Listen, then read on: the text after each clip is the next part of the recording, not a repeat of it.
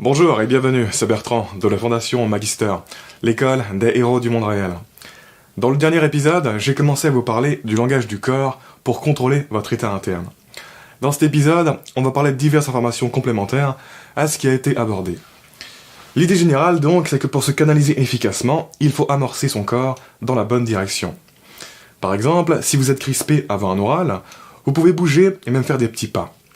Parce qu'avant un oral, psychologiquement, vous vous préparez à passer à l'action et donc votre système sympathique s'active.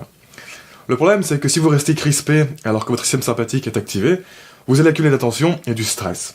Parce que votre corps veut bouger et que vous ne bougez pas. Par conséquent, bouger permet de ventiler ce stress et de décrisper la respiration. Si vous êtes vraiment crispé et que vous sentez une grosse charge en vous, ça vaut peut-être le coup de vous défouler de manière chaotique pour dissiper toute la charge qu'il y a en trop.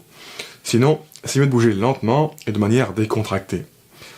De manière générale, il faut comprendre que les mouvements rapides et brusques sont associés au système sympathique, action, stress, danger, etc., alors que les mouvements lents et fluides sont associés au système parasympathique, repos, confort, calme, sécurité, etc.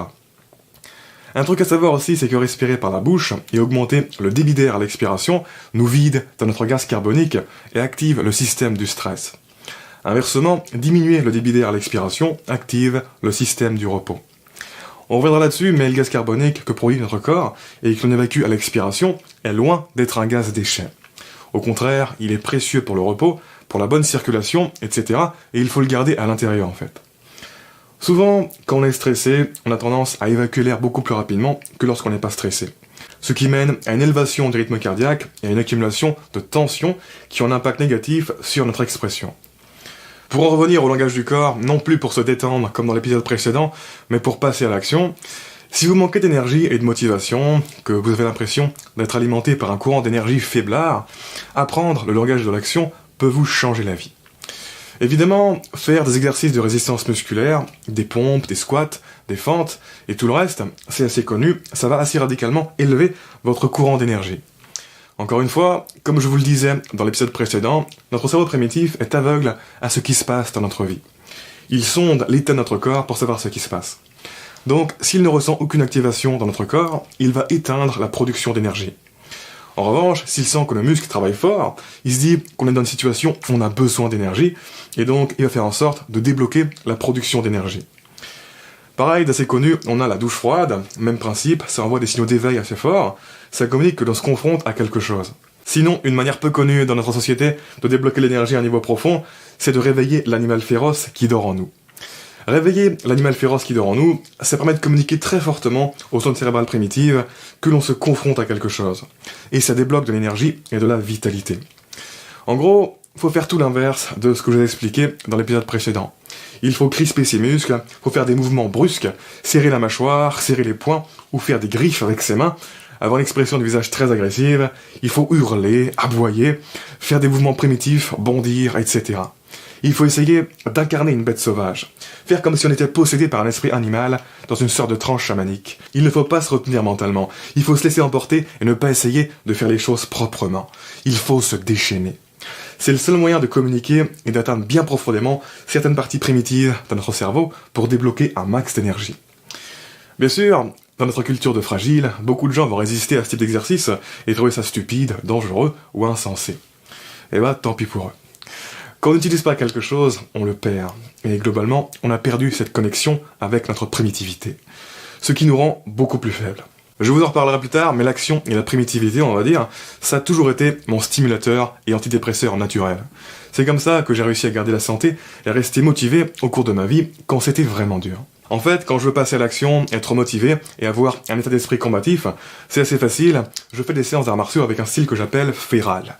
L'adjectif féral, il qualifie le retour de la domestication à l'état sauvage. Et donc, c'est-à-dire en gros que je fais grosso modo ce que je viens de décrire. Je fais des cris de bête et je m'entraîne comme une bête sauvage qui se déchaîne. J'enlève toute forme de civilité. Quand je fais de grosses sessions de plusieurs heures dans ce style féral, ça change l'état de mes connexions là-haut pendant des jours, ça maintient éveillé la dimension combative de mon être, et ça me permet de dépasser la plupart des difficultés.